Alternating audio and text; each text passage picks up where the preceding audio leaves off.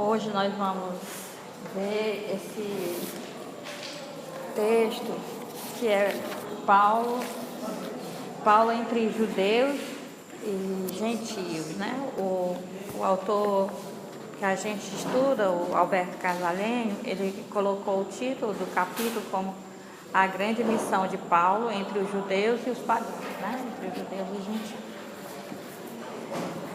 Aí a gente precisava saber de algumas coisas mais assim, detalhadas. Eu preparei esse texto para vocês.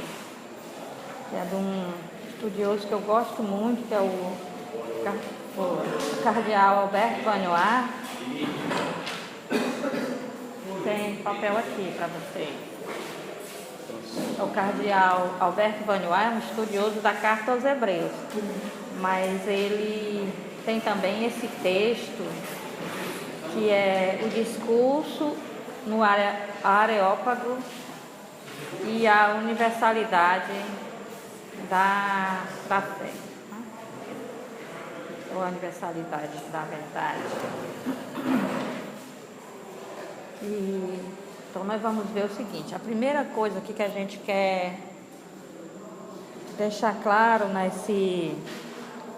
na comparação desses dois discursos de Paulo é que como é que ele passa a mensagem dele de modo diferente, dependendo de quem escuta, dependendo do auditório, quer dizer, das pessoas que vão ouvir o discurso. Então, a mensagem é a mesma, mas o modo de transmitir a mensagem vai depender de quem vai escutar. Então, a gente colocou aqui em duas colunas Antioquia da Pisídia. Nossa, mas o barulho é grande. O barulho é grande, viu? Ai, meu Deus do céu. Vamos tentar. Antioquia da Pisídia, que é um ambiente... deixa eu ver, só conferir se é a Antioquia da Pisídia mesmo, né? Que é Atos 13, 16 a 52. Tá difícil. A sala ao lado está muito alto o som. Atos 13, 16. Antioquia da Pisídia, não é? Então tem duas Antioquias famosas no Atos dos Apóstolos, nas viagens de Paulo.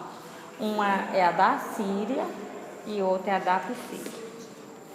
Então, nesse ambiente de Antioquia da Pisídia, ele fala para os judeus helenistas, né? Os judeus que são, como ele é, de cultura grega, nascido na diáspora, nascido fora de Israel. E claro que o judeu que nascia fora de Israel ele era introduzido na cultura grega desde cedo, por causa da educação. A educação no ambiente de uma cidade do Império Romano, uma polis romana, era uma educação grega. Então, começava pelos esportes, depois dos esportes ele ia para questões da arte, depois da filosofia, né? Então tinha toda uma educação grega, né? Então são judeus helenistas, quer dizer, helênique é a Grécia, judeus de fala grega, que nasceram dentro de uma cultura grega. Então esses judeus eles têm que manter a cultura hebraica deles, né? A partir da escritura lida, a tradução da escritura para o grego, que se chama Septuaginta. Tem esse desafio, que tem que manter a cultura hebraica e eles vivem num ambiente grego. E desde cedo eles são introduzidos na cultura grega. Então, na Antioquia da Pisídia, quem vai ouvir Paulo, o auditório, quando a gente falar o auditório, não pense nessa sala aí ao lado, né? São as pessoas que vão ouvir, né? é como auditor, aquele que vai ouvir.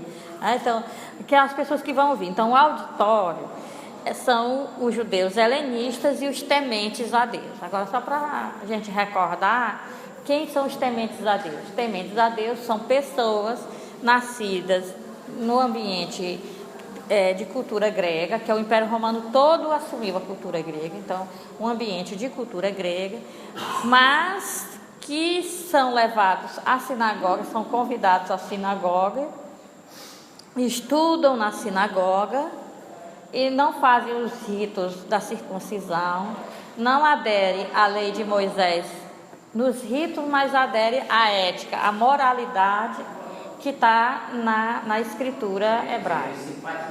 Os simpatizantes do judaísmo. Então, eles tinham compromisso com a sinagoga, inclusive esses tementes a Deus, quando a gente estuda o texto da conversão de Cornélio, que é Atos capítulo 10, então a gente vê que ele dá esmolas, né? Eles têm um centurião no Evangelho de Lucas que ele ajuda a construir uma sinagoga. Eles têm vários compromissos sociais, né? Quer dizer, aquela parte que hoje nós diríamos da sopa, dos remédios, das questões de higiene, de moradia, que a gente ajuda nesses locais mais necessitados. Isso o temente a Deus já fazia por causa da sinagoga, porque a religião judaica exige mais fazer do que doutrina. A religião judaica não é uma religião de doutrina, de grandes doutrinas. A doutrina é básica, o que eles são mesmo é de prática. É uma religião chamada da ortopraxe, né? Então, guardar o sábado é uma coisa que se faz, quer dizer, se fecha o comércio, se fecha a loja, se deixa de trabalhar, guardar sábado. Então, por isso que eles tinham tão poucas doutrinas, e as doutrinas que eles tinham eram todas visando uma atividade que era fácil ser legalista, não é? Então, você diz, mas eles não tinham 613 mandamentos. Sim, que esses 613 mandamentos são só esmiuçando os 10 mandamentos, né? Pega uma das leis dos mandamentos e aí vai dizer assim, o significado de não matar é não fazer isso, nem isso, nem isso, nem isso, nem isso, nem isso, nem isso, né? Então, praticamente o que eles têm mesmo de núcleo da fé são os 10 mandamentos, né? Então e o que mais eles têm são narrativas, né? A identidade deles está nas narrativas, principalmente, narrativas a respeito dos patriarcas. Professor, Antioquia ficava na Grécia? Eu devia ter trazido o mapa, não é? Porque a Grécia tinha vários deuses, né? Sim, não, mas olha, não é tanto a questão, quando a gente falar grego ou cultura grega, não pense na Grécia, pense no Império Romano, tá certo? O Império Romano, da época de Paulo, o Império Romano, Corinto né? Na península. Corinto é na península do Peloponeso, na Antioquia da Pisídia. Eu tinha que ter trazido o mapa ali para vocês darem uma olhada, mas depois eu vou ver se depois do nosso intervalinho eu mostro. É este aí, né? Procure aí para nós, diga perto de que a Antioquia da Pisídia. Está na primeira viagem, né? Tem mais Atlas aqui. Na Ásia Menor, não é? Agora, sim, decorada as duas Antioquias. Estou perguntando porque há uma diferença do judaísmo, acreditava-se num só Deus. E na Grécia, não, a cultura de vários deuses, né? Mas o temente a Deus não acredita mais em vários deuses. O temente a Deus a gente já mencionou, o temente a Deus várias vezes, que foi no texto de Cornélio principalmente, não é? Ele é um temente a Deus. A Pisídia na Ásia Menor, deixa eu ver aqui, é perto de Icônio, de Listra, de Derbe, de Troade, de Éfeso, é na Ásia. Então você estava perguntando Antioquia da Pisídia por causa disso? Não, quando a gente... Não vamos confundir as coisas. Obrigada, viu, Dimitra? Deixa eu expor um pouco aqui para você entender. quando eu digo assim, em Antioquia da Pisídia, eu não estou falando que Paulo foi na praça pública e falou para todo mundo. Não é isso. Eu estou dizendo que quem ouviu Paulo foram judeus helenistas, judeus nascidos lá ou nascidos em algum outro ambiente fora de Israel. É um judeu que é desde criança introduzido na cultura e na língua grega, porque no Império Romano a cultura e a língua é grega, é helênica, não é latim, nem é cultura romana. O romano não podia dominar o império que veio antes, né? Por isso que é tão importante saber os impérios. Eu luto com isso na introdução à Bíblia, de que você saiba que império veio depois de cada um. Porque quando Roma dominou, havia séculos que os gregos, os macedônios, os helênicos dominavam. E desde 333 que Alexandre Magno impôs o idioma e a cultura grega. E nós estamos aqui em 50 depois de Cristo, mais ou menos, é o mais tardar que se tenha esse texto mencionando essas coisas, em 60, 70 depois de Cristo. Nós estamos aqui no Atos dos Apóstolos, não é? Então, quando eu disser grego, não pense o grego da Grécia. Grego quer dizer quem está de fala, é o falante do grego, o que sabe da cultura grega. Então, Paulo de Tarso. A maioria das pessoas que moravam lá não é simpatizante do judaísmo. A maioria não, é só uma minoria, né? São só os tementes a Deus. Porque eles são tanto minoria que esses tementes a Deus, que eles são classificados dentro da sinagoga. Quem dá esse nome de tementes a Deus? Eu já expliquei o que significa tementes a Deus. Temente a Deus é a pessoa que adora o Deus de Israel. Ele permanece na sua cultura, ele não faz os ritos e ele adora o Deus de Israel.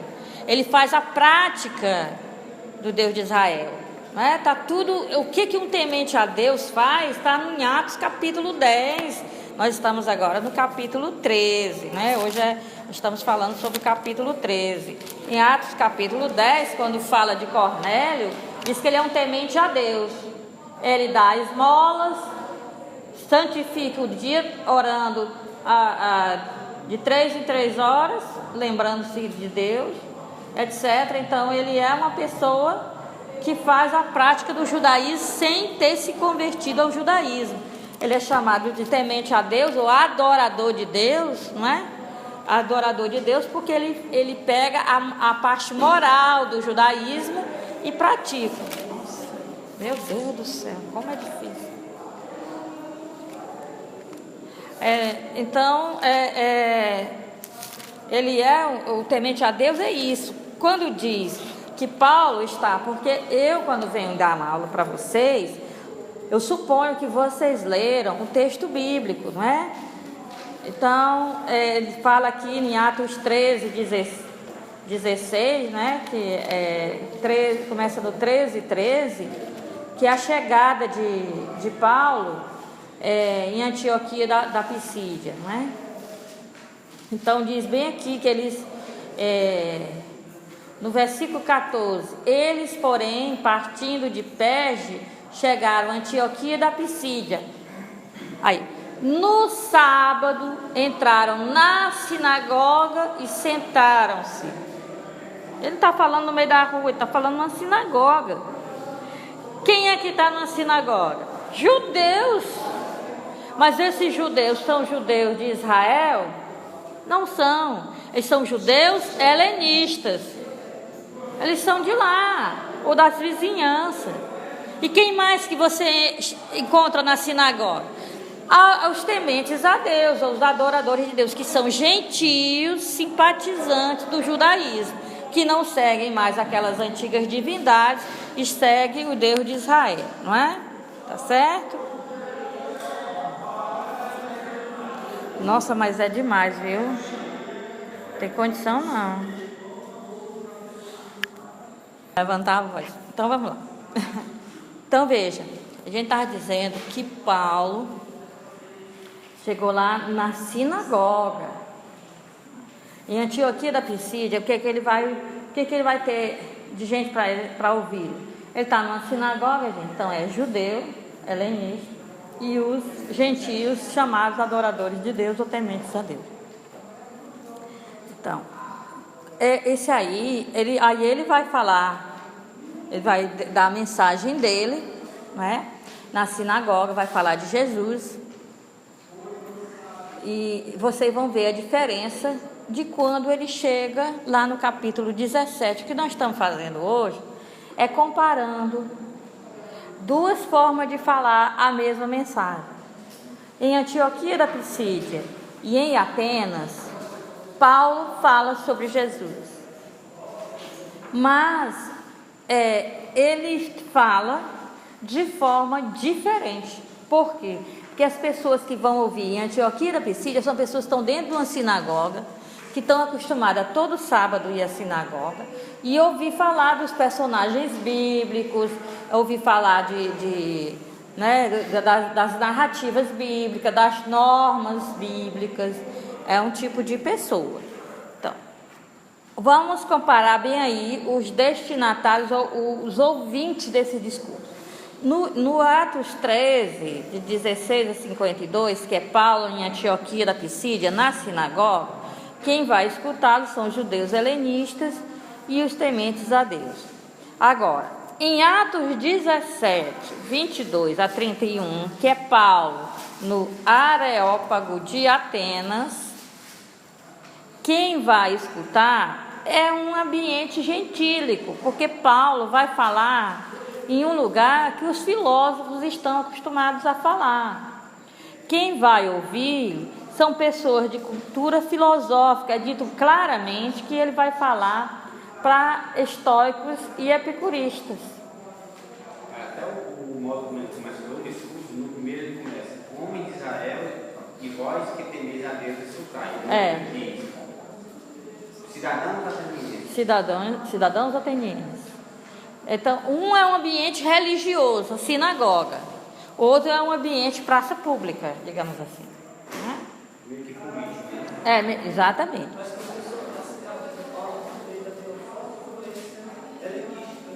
A gente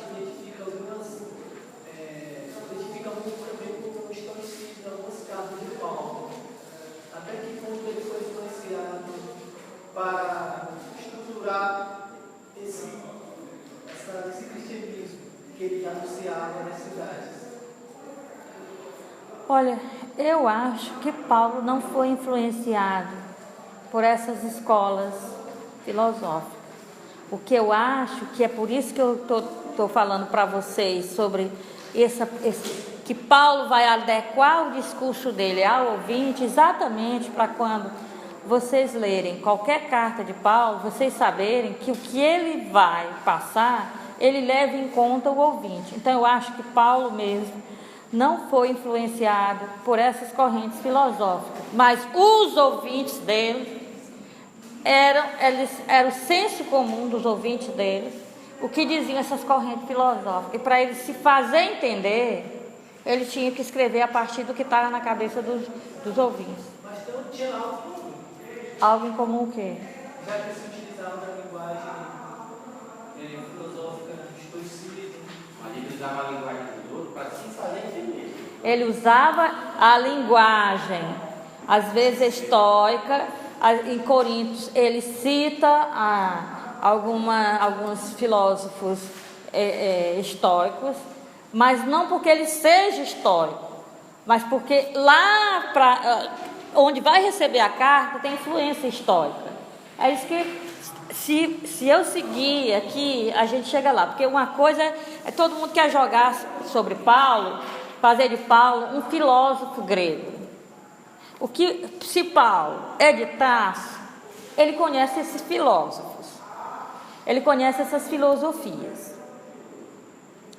Mas a pergunta é: ele conhece e é influenciado por elas? Que foi a pergunta que você fez, se ele é influenciado, ou ele fala sobre isso porque as pessoas para as quais ele fala tem esse tipo de compreensão, tem influência histórica. Então, se você tem influência histórica, e eu quiser me fazer compreender, eu tenho que partir do que você pensa, que é isso que eu estou tentando mostrar para vocês aqui. Tá certo? Então, porque todo mundo quer jogar. É claro que Paulo é um cidadão de 3 mundos. Ele é um hebreu.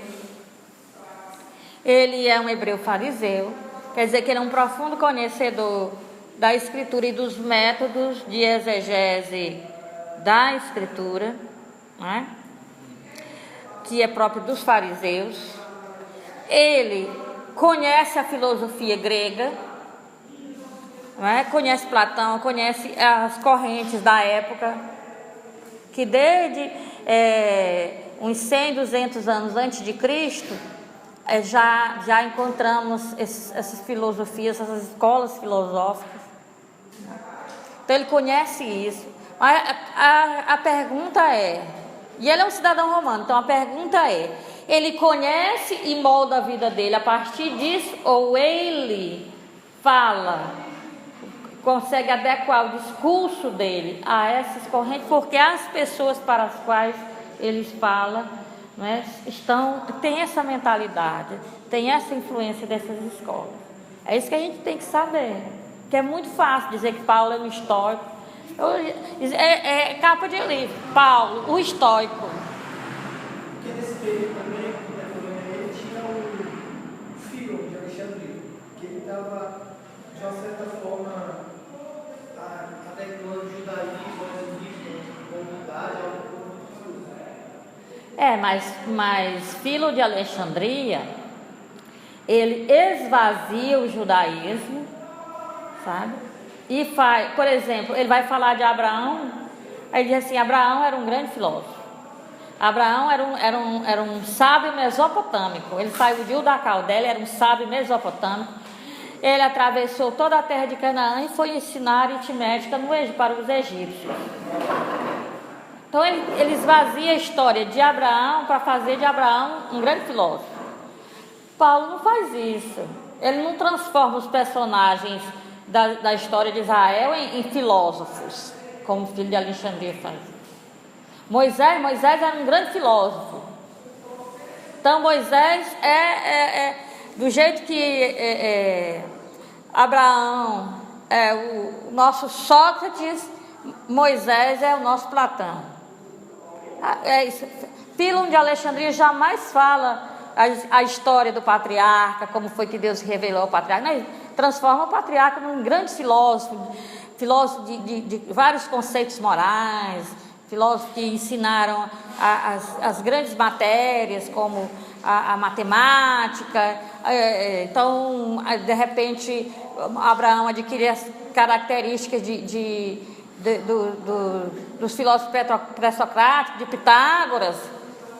É o Pitágoras do judaísmo, Abraão. Não. O Paulo jamais ele tira os personagens da história de Israel para transformá-los em filósofos. Ele não tem nada a ver com o filho de Alexandria, Paulo. Nada. Mas o cristianismo patrístico se influenciou de uma certa forma o filho de Alexandria.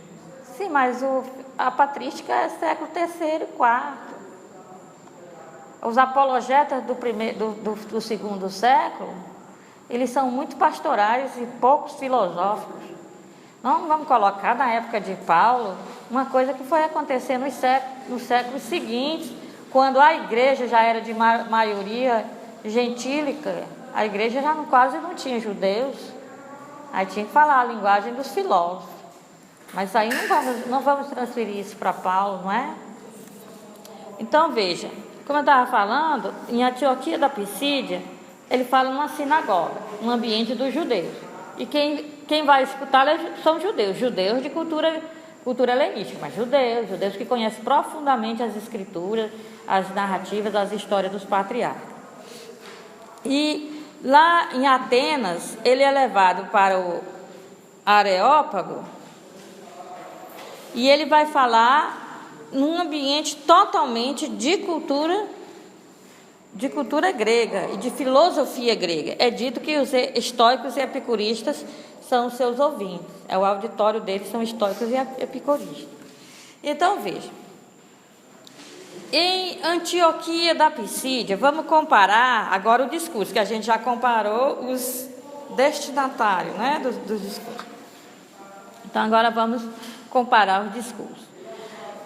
Lá em Antioquia da Pisídia, ele vai fazer a citação explícita da Escritura e vai citar mesmo, tal qual está na Escritura, não é? E ele vai mencionar Davi, ele vai colocar Jesus dentro do desenvolvimento do judaísmo. Jesus não está separado do judaísmo, Jesus veio depois de toda essa preparação, não é? Que foi o judaísmo, desses filósofos, desses patriarcas, dos profetas, de Davi, etc., chega Jesus. Então, Jesus vem num desenvolvimento histórico de Israel. A fé de Israel culmina com Jesus, com a vinda de Jesus. Ele não está separado da fé de Israel. É isso que ele fala lá em Antioquia da Pisídia, citando passagens bíblicas, não é? Ele fala do Deus de Israel que age na história. Esse Deus de Israel que age na história envia Jesus. Agora, vamos ver como é que ele vai falar em Atenas. Porque ele não pode falar de Abraão, que ninguém sabe quem é Abraão. Ele não pode falar de Moisés, que ninguém sabe quem é Moisés. Nem Davi, nem o Deus de Israel. Ninguém sabe nem quem é Israel. Imagina quem é o Deus de Israel, não é? Agora, aquela plateia lá era mais religiosa do que essa. A plateia de Antioquia da Pisídia é religiosa. A plateia do Areópago de Atenas não é religiosa, é filosófica. No Areópago é uma plateia filosófica. Claro que naquele tempo não tinha como não ter crença em deuses ou dos deuses, mas é uma plateia filosófica, de filósofo.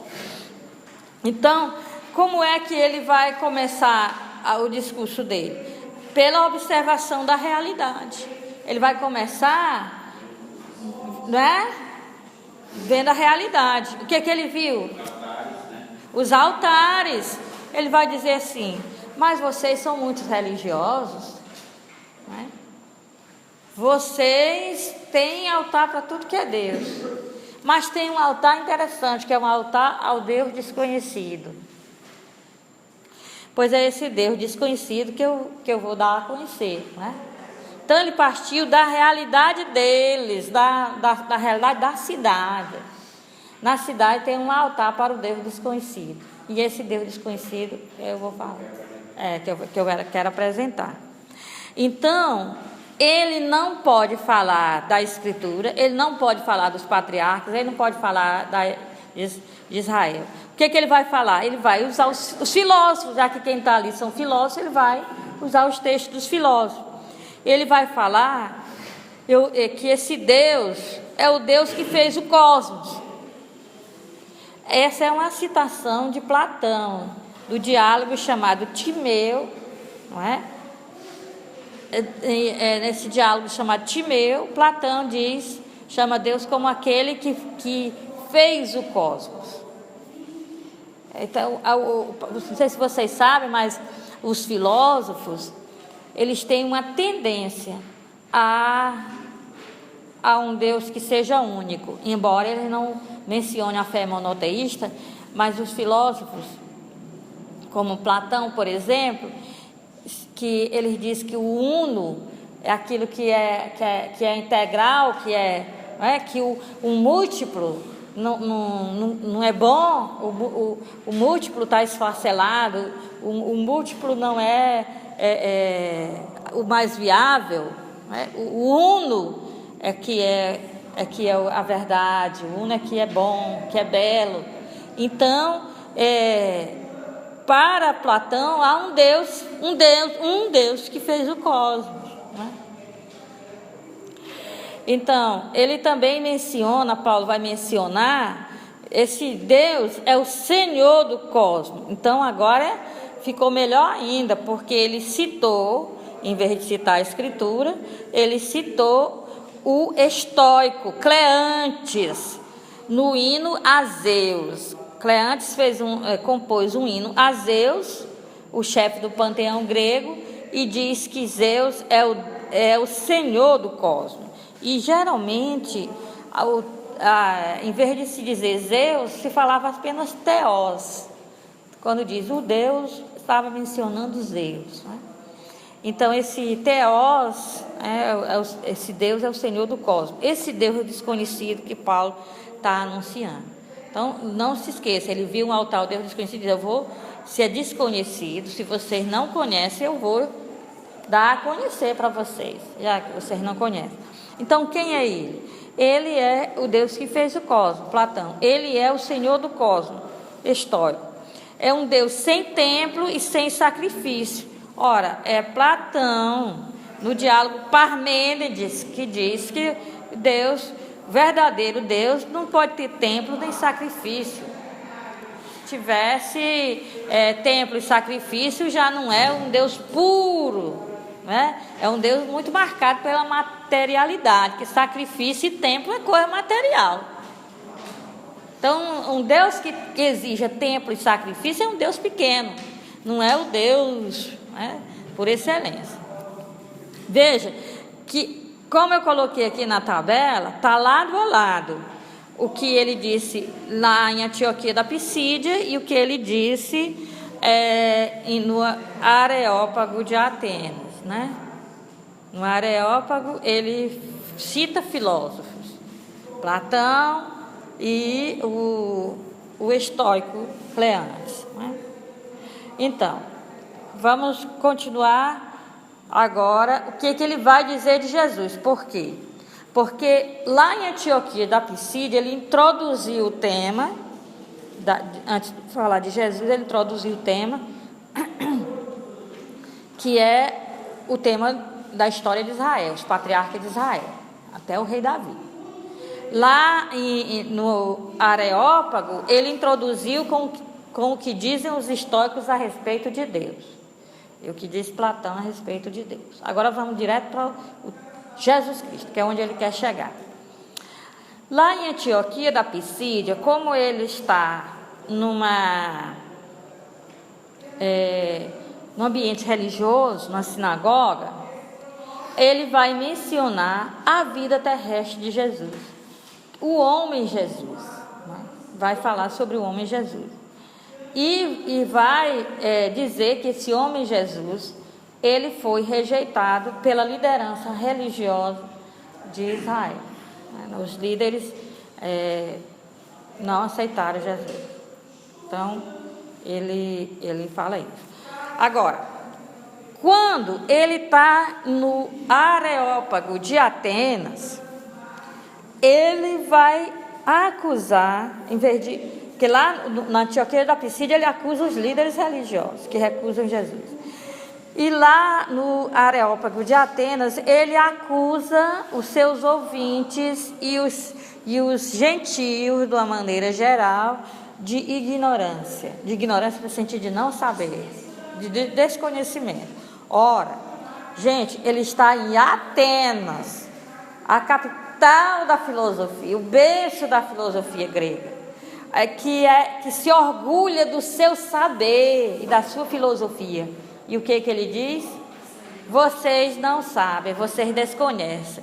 E vocês mesmos se acusam, porque vocês fizeram um altar para o Deus desconhecido. Então, há algo que vocês não sabem, não é? Está explícito no altar ao Deus desconhecido. Então, vocês, por causa da ignorância de vocês a respeito desse Deus, vocês têm feito muita coisa errada.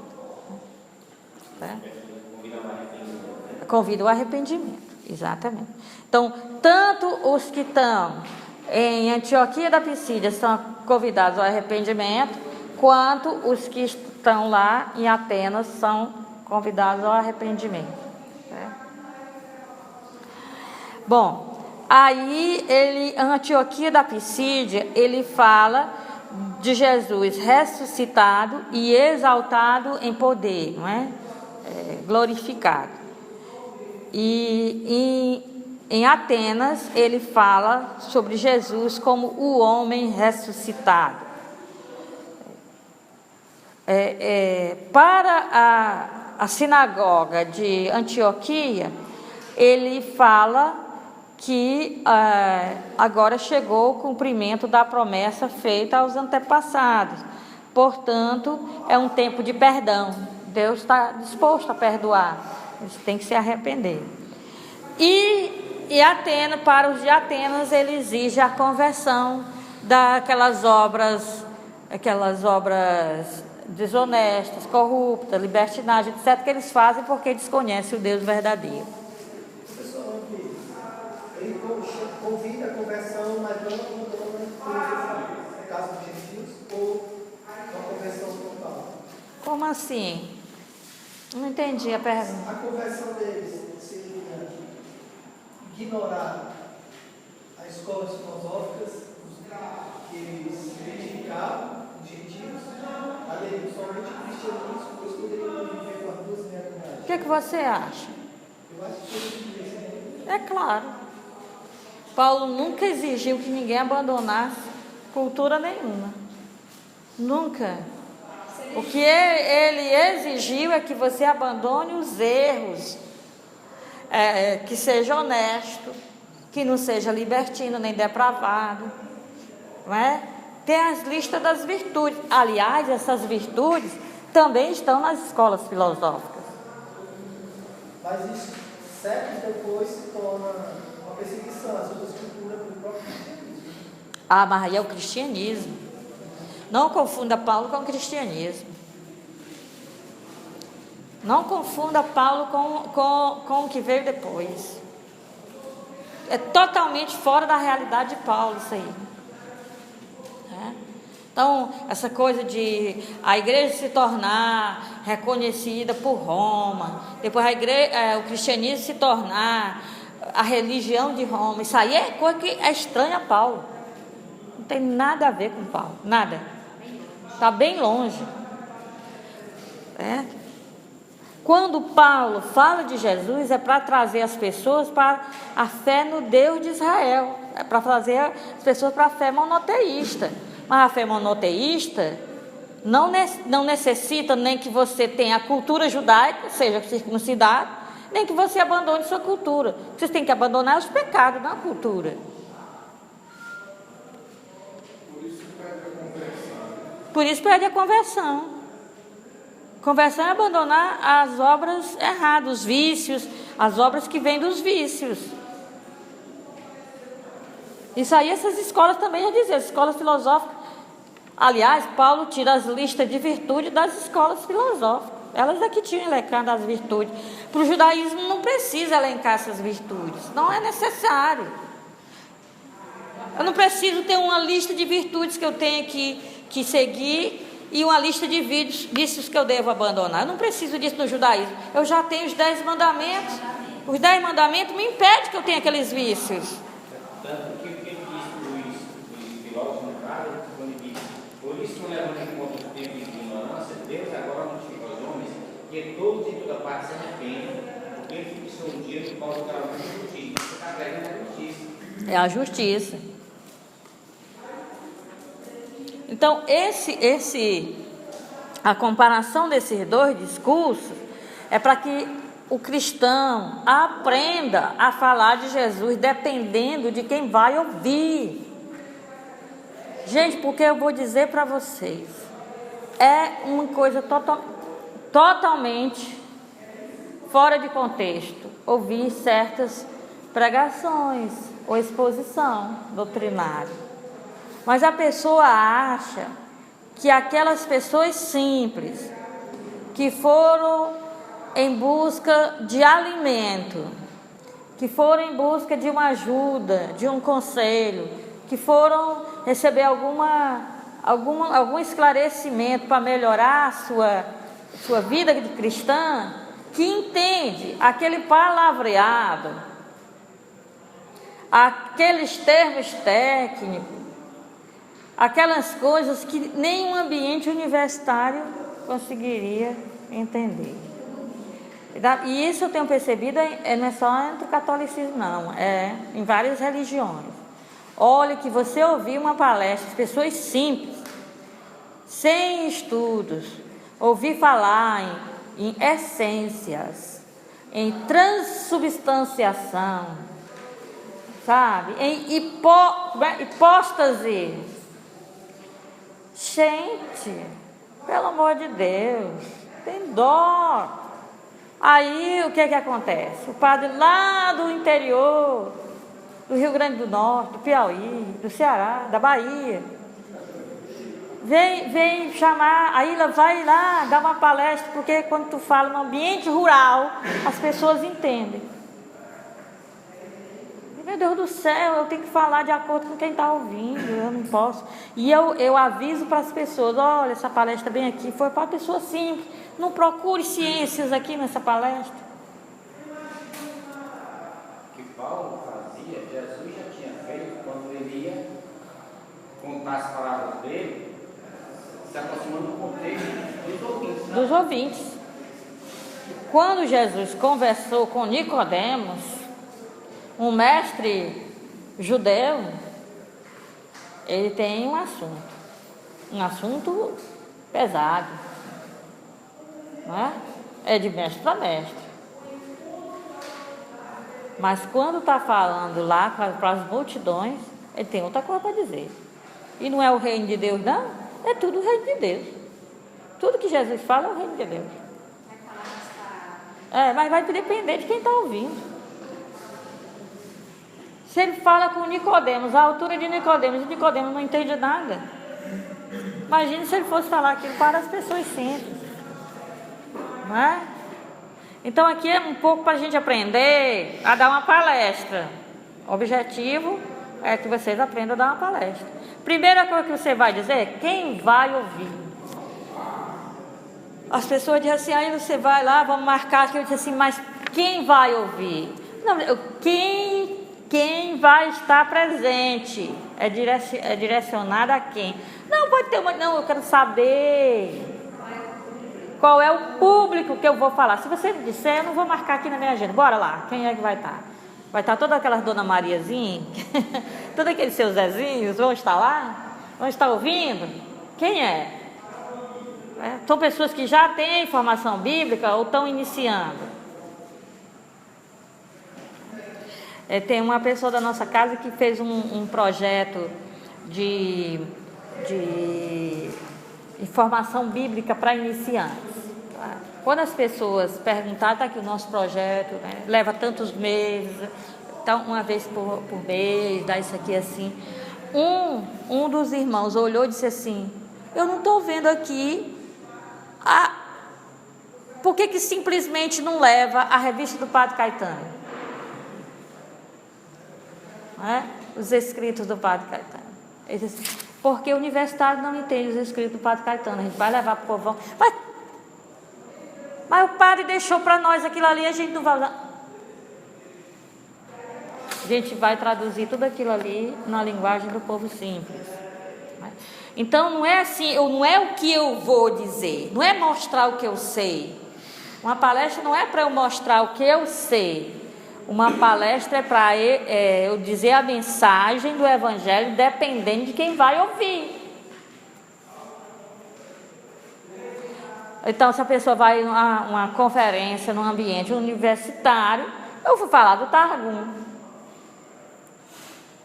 né? Meus estudos sobre Targum, a versão aramaica da Escritura, Targum. Para quem é universitário, tem um curso do Midrash, né? Aí eu venho bem aqui para ter o curso de especialização. Paulo se deu mal.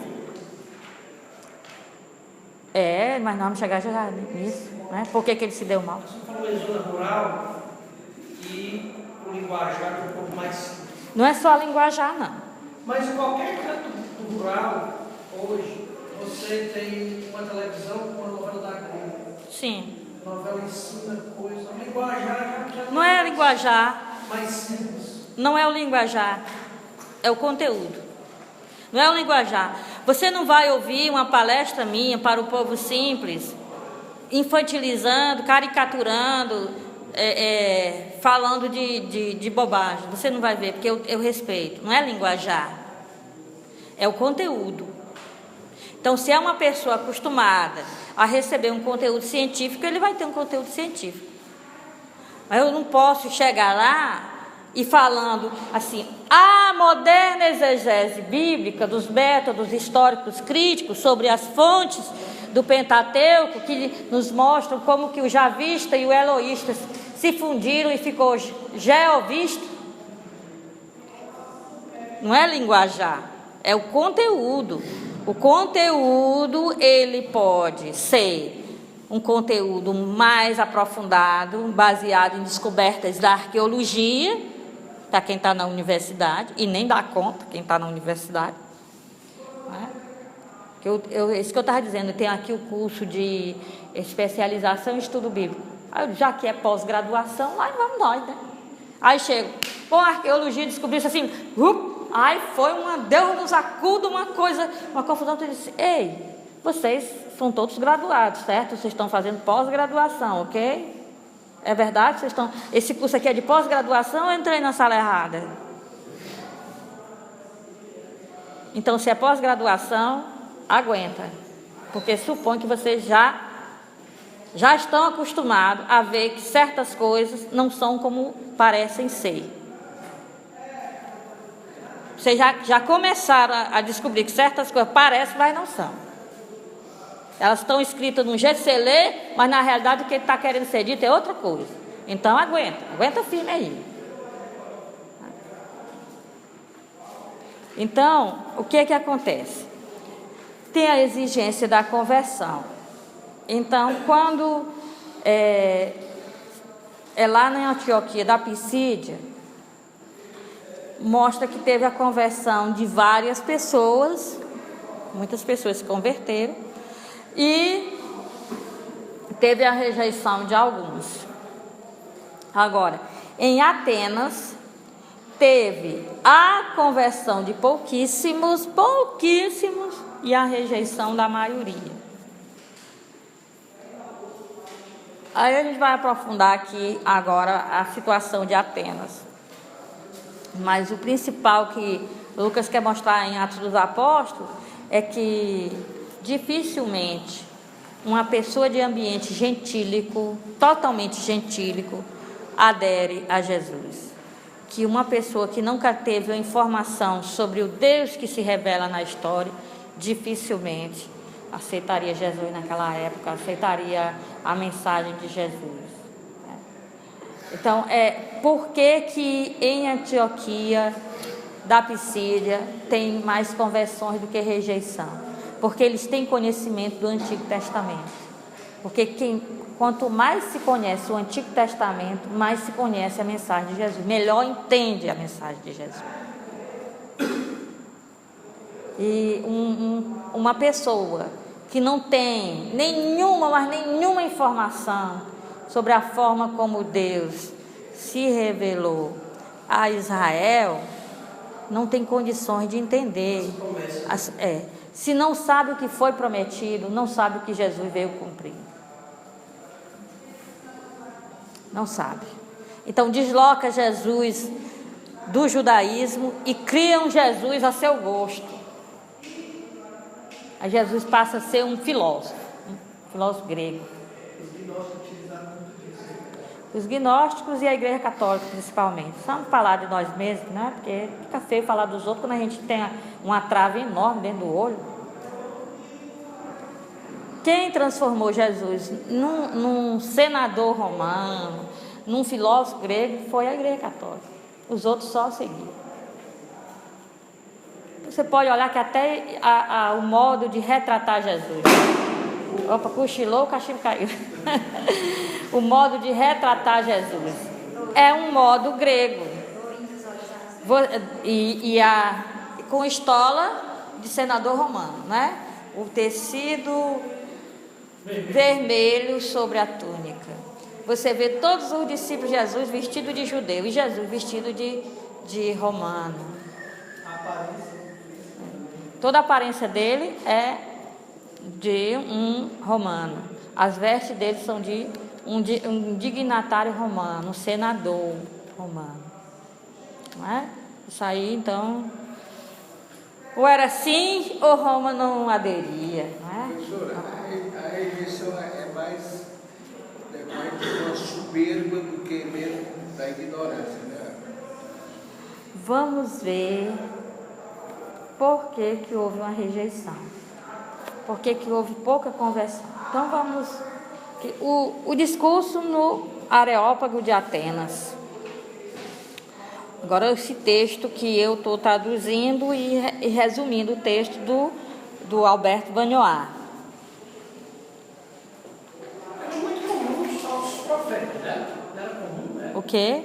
Os falsos profetas. Não, os profetas não. Por que são falsos? Não. Eles se diziam Messias. Falsos Messias, né? No ambiente de Israel, né? Porque fora de Israel não existe Messias. Não existe Messias.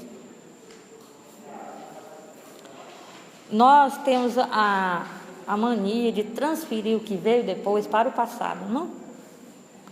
Roma não esperava ninguém. Quem esperava era Israel. Os gregos não esperavam ninguém, nem Messias. Não tem nem esse nome, nem hebraico, esse nome é um nome aramaico. O Messias.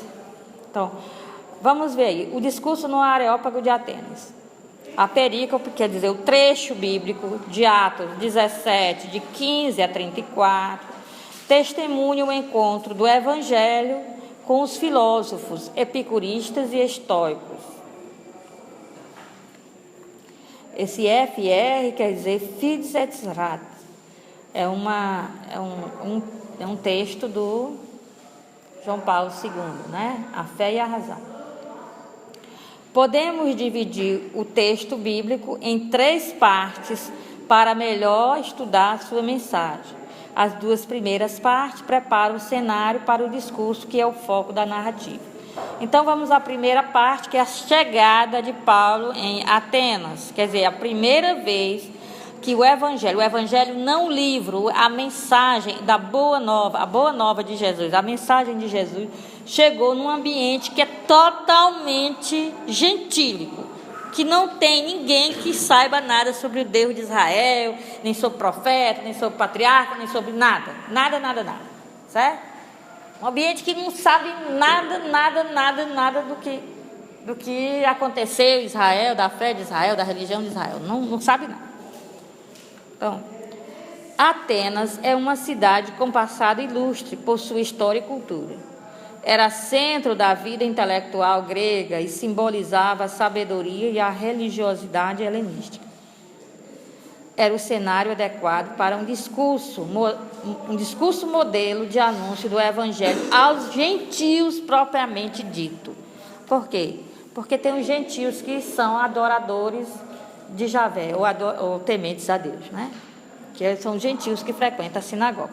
Então esse aqui é o anúncio do Evangelho aos gentios propriamente dito. Eles não sabem nada de sinagoga nem de nada. Então a cidade estava cheia de ídolos. Então, na sinagoga, o coração do judaísmo na diáspora é a sinagoga. Na sinagoga, Paulo debate com judeus helenistas e gentios tementes a Deus. Na sinagoga. Depois da sinagoga vem o ágora, a praça pública. O ágora é o coração da cidade de Atenas. Então, do jeito que a sinagoga é o coração do judaísmo, o ágora é onde se discute a filosofia. Onde os cidadãos se encontram para ficar discutindo. Então, o ágora é o coração da cidade, lugar de reunião, né, das mais famosas escolas filosóficas gregas. Então, lá no ágora, Paulo é abordado por epicuristas e estoicos. Ele está no ágora, na praça, e começa a falar, discutir na praça pública. Não é falar pega uma caixa de som, um microfone, começa a falar enquanto os outros estão passando. Não, ele fica abordando e discutindo com as pessoas. Não é? Então, Paulo é o falador. Não é? Quem é esse cara, esse papagaio aí falador? Esse tagarela. Não é? Eles perguntam, quem é esse tagarela?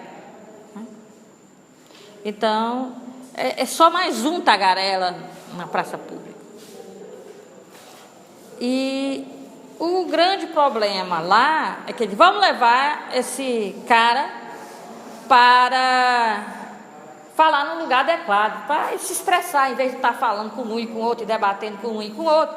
Vamos convidá-lo a expor a sua doutrina, aquilo que ele quer dizer, a sua filosofia. A gente escuta e depois a gente debate com ele. Vamos levar para o lugar certo. Aí leva para o Areópago. Então, o que é o Areópago? É uma colina que fica ao sul da Acrópolis, que é chamada a colina de Ares, daí que vem o nome Areópago, que é Marte. Ares é Marte. Então, lá chegando na Areópago, tem a pergunta: qual é a doutrina dele? A doutrina não necessariamente religiosa, doutrina filosófica, né? O conteúdo daquilo que quer passar. Então é dito que é uma doutrina estranha, e estranha é a mesma coisa que estrangeira nas línguas antigas. Então, é uma doutrina estrangeira, uma doutrina esquisita, uma doutrina estranha. E o que tanto ele fala? Essa coisa que a gente já viu lá na tabela, né? Quando ele fala de Jesus, ele vai desenvolvendo o tema dele, baseado nos filósofos, aí entra com a palavra sobre Jesus, e diz que Jesus veio dar a conhecer aquele Deus desconhecido e tal. E aí esse Jesus ressuscitou.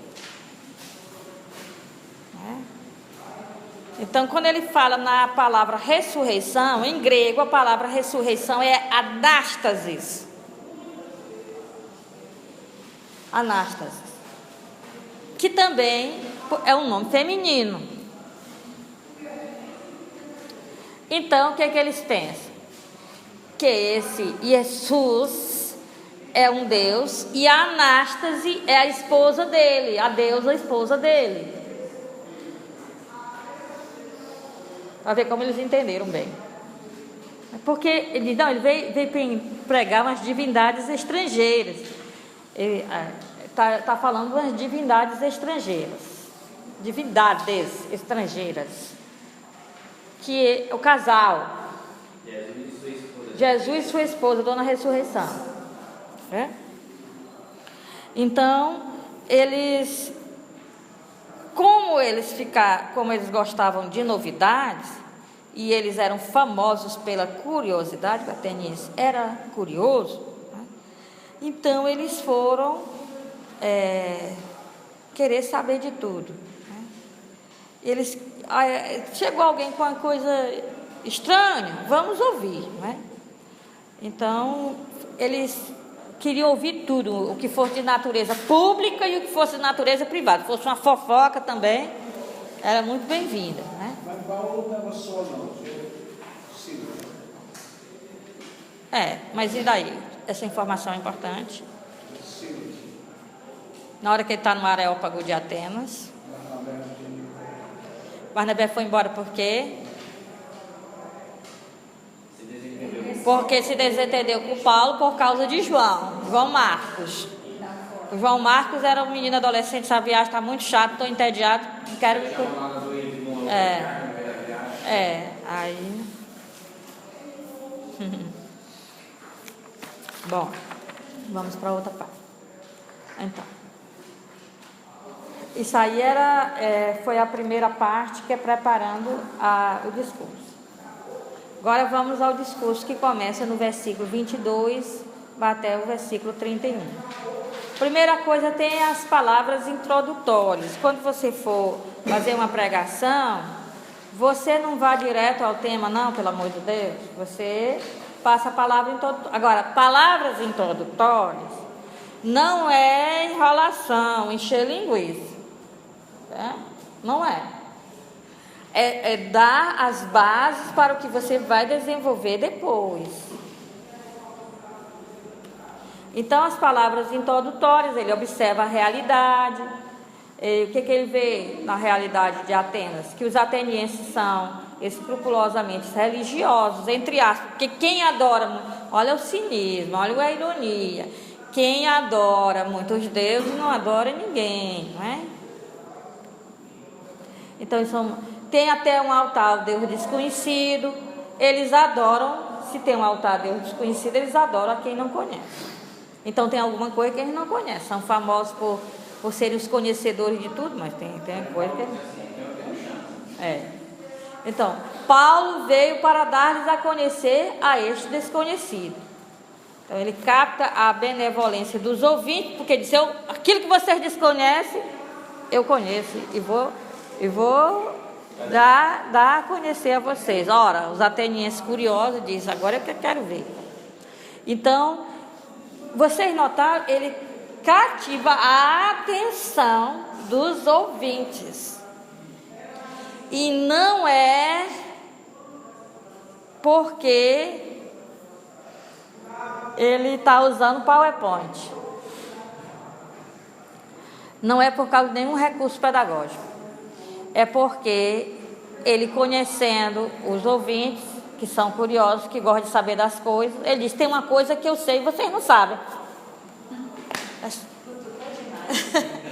Vocês gostam de saber de tudo. Pois eu sei de uma coisa que vocês não sabem. Eu posso contar para vocês e vocês vão ficar sabendo. Ora!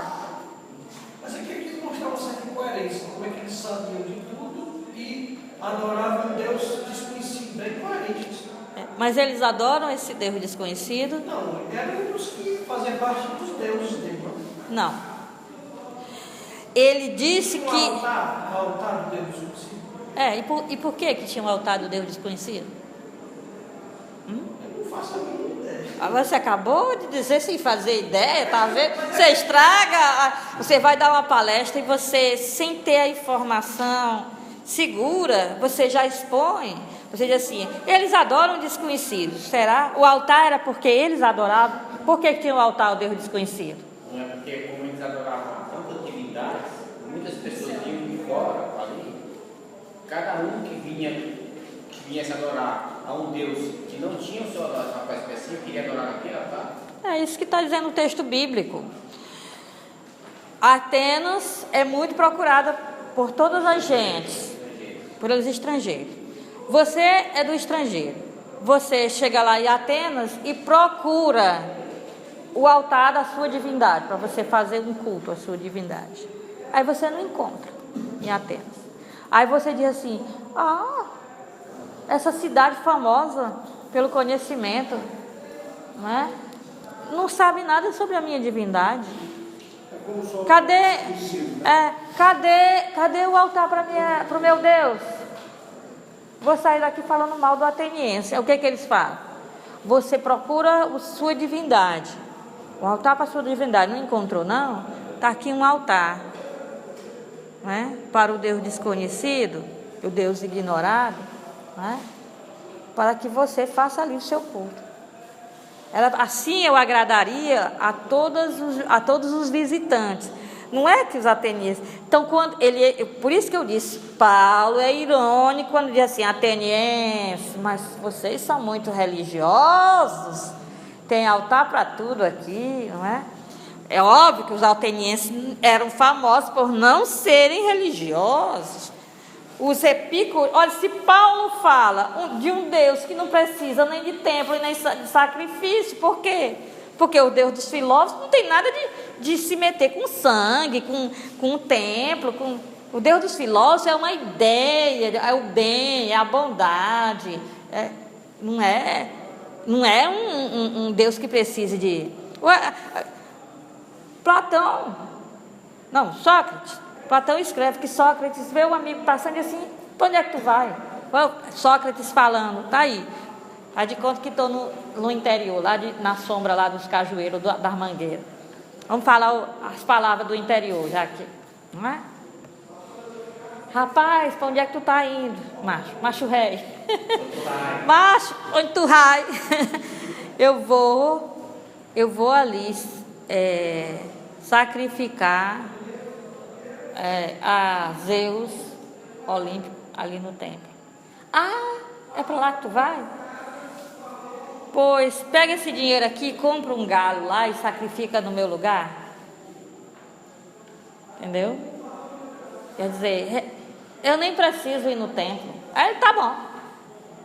Eu nem preciso ir, porque eu não preciso daquilo ali. É só para dizer assim, para não dizerem que eu não fiz. Mas não precisa.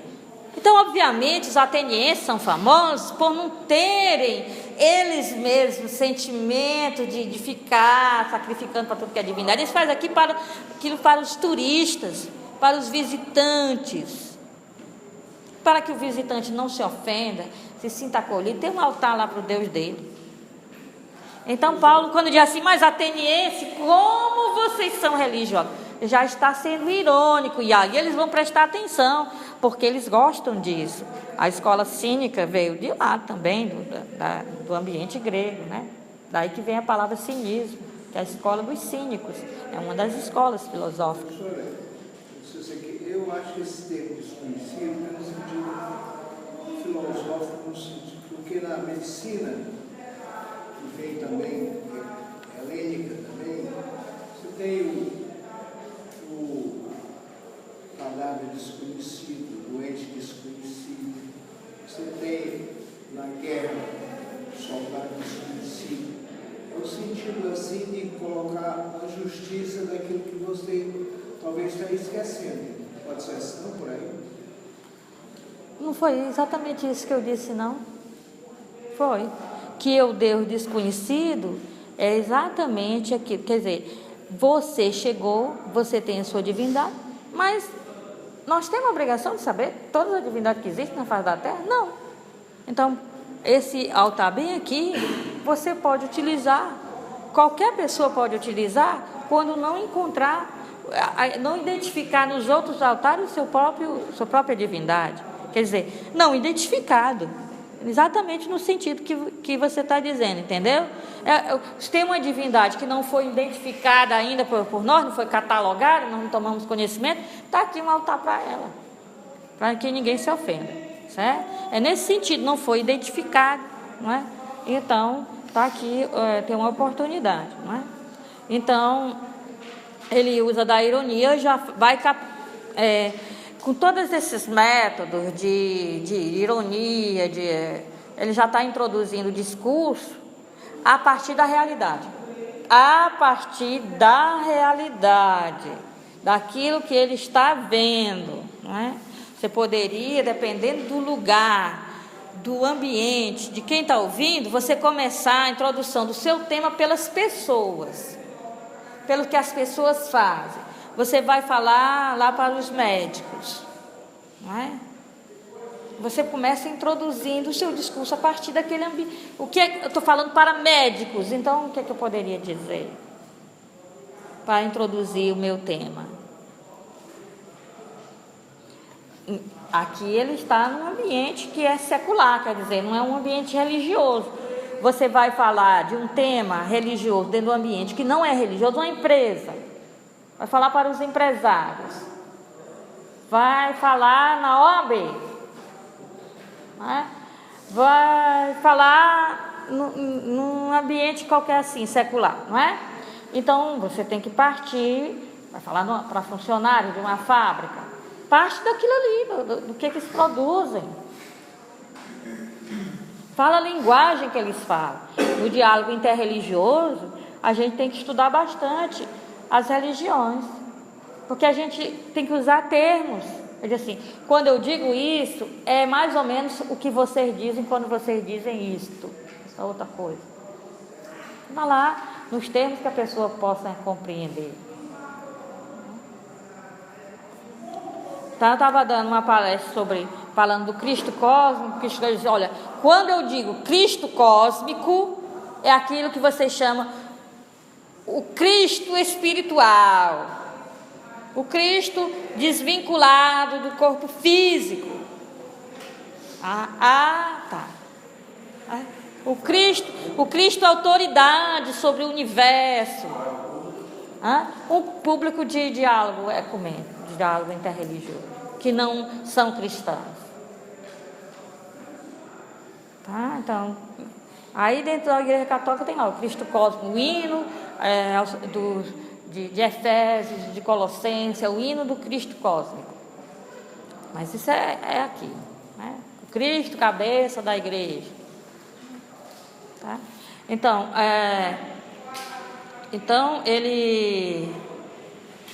a palavra, olha, as palavras estão carregadas de ironia. Bom, aí temos o corpo do discurso. Do versículo 24 ao versículo 25 tem a relação entre Deus e o mundo. Ele começa, você vê que ele está ampliando. Ele começou com aquela realidade, a cidade de Atenas. A cidade de Atenas e o povo ateniense. Aí ele passou dali para a universalização da mensagem. Né? Então, eu vim falar sobre o Deus que vocês não conhecem. Que Deus é esse? O Deus que fez o mundo e todas as coisas. Né? O Senhor do céu e da terra. Tudo isso aí é coisa que eles estão acostumados a ouvir. Porque são citações literais das filosofias deles, não é?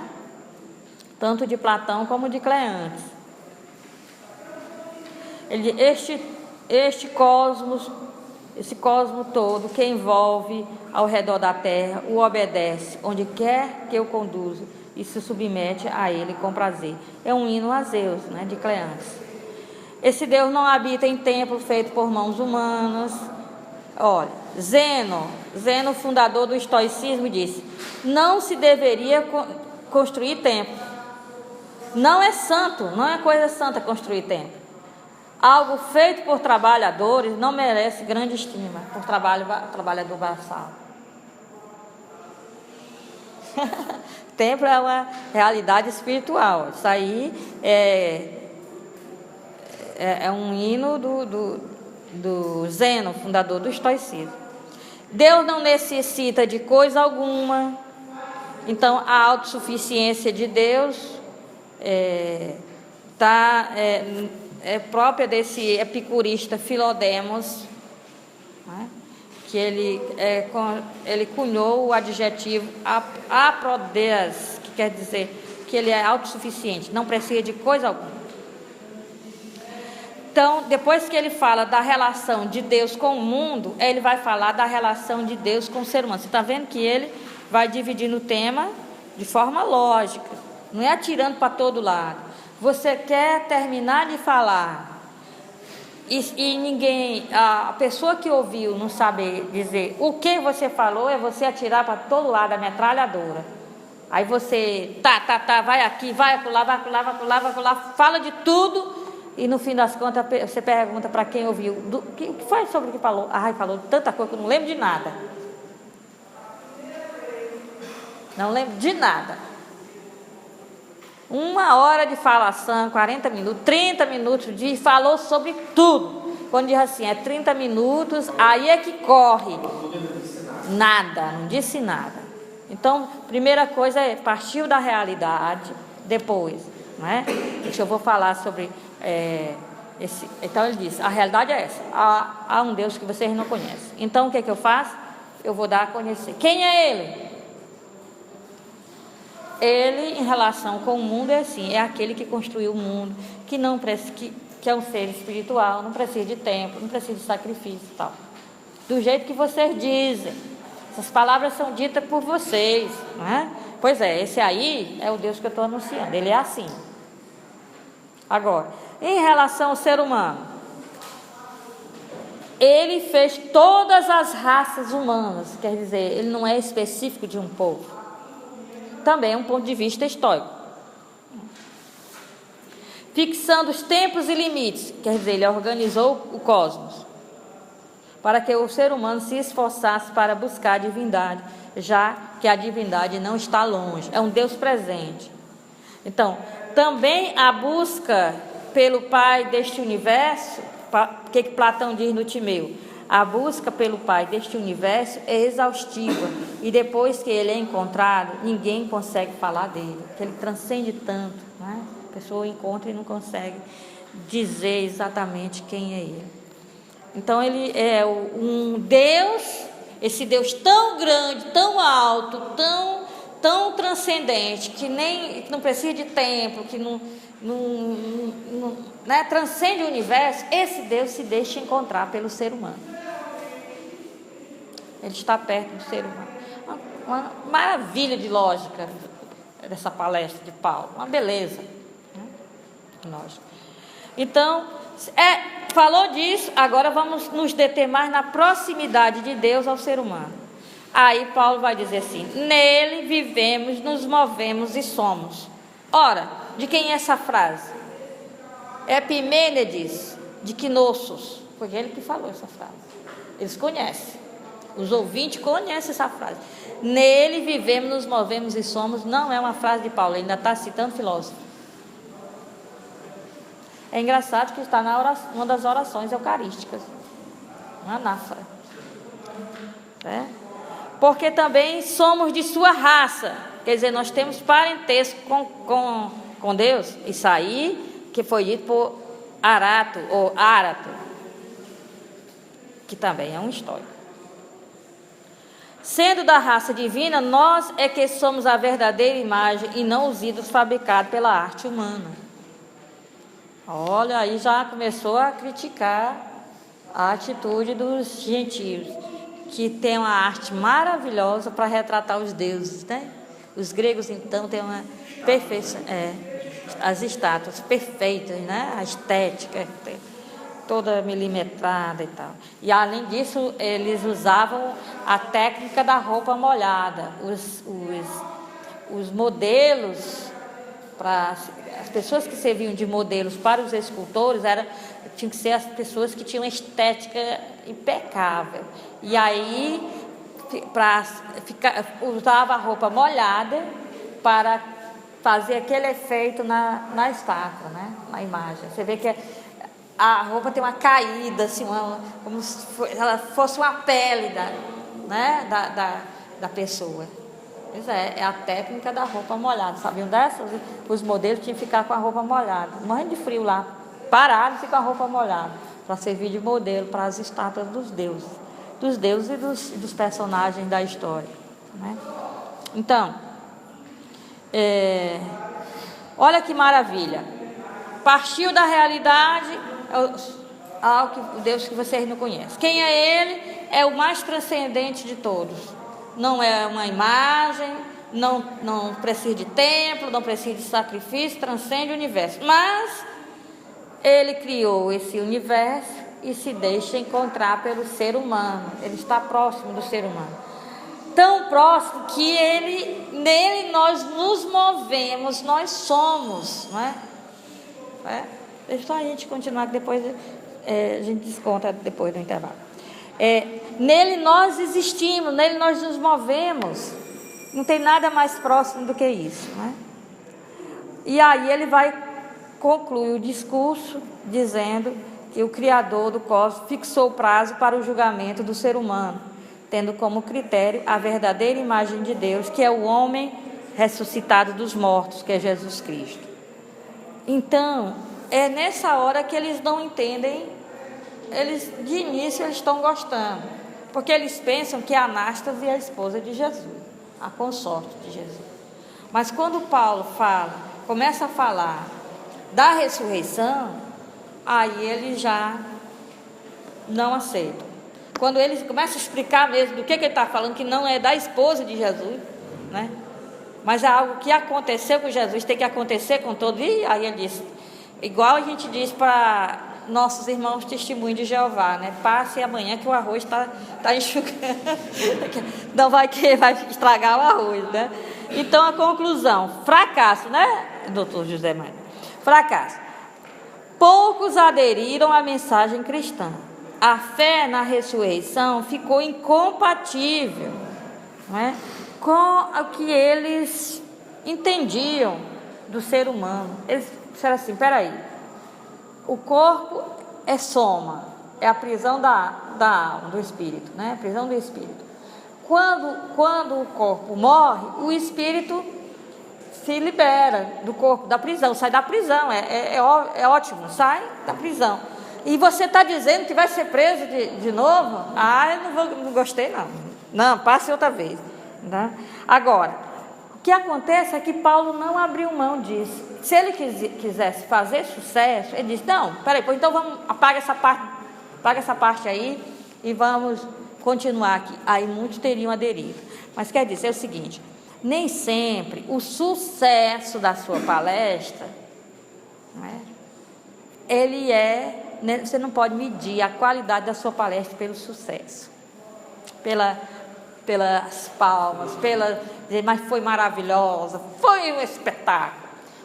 O sucesso da sua palestra sobre a fé cristã é se as pessoas realmente aguentam as exigências que a fé cristã traz para elas.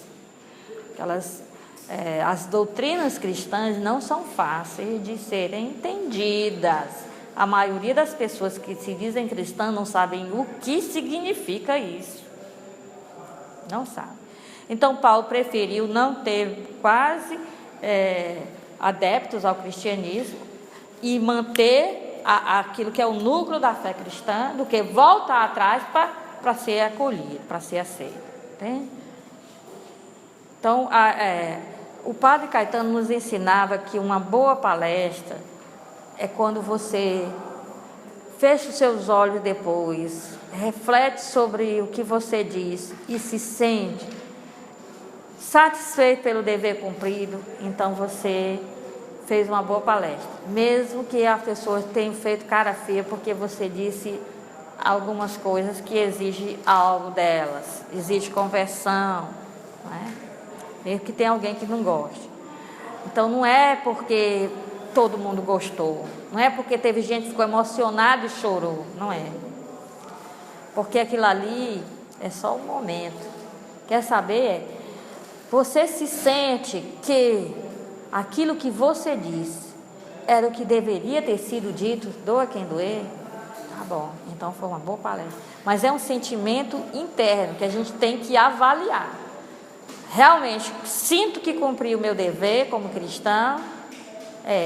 Podia ter melhorado nisso, mas o meu dever como cristão de transmitir a mensagem que Jesus deixou, eu falei.